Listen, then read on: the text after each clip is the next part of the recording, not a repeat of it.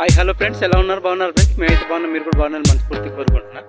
చూడండి, మా పొలంలో అయితే పండిపోయింది. అయినా సరే మేమైతే మరి వాతావరణానికి చూస్తున్నాం.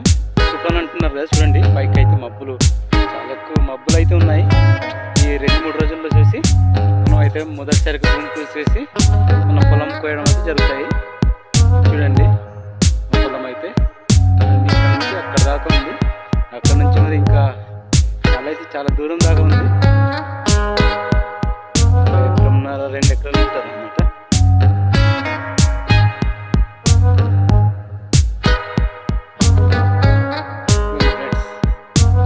ముందున కనిపిస్తున్నాయి కదా, అవి కూడా అనమాట.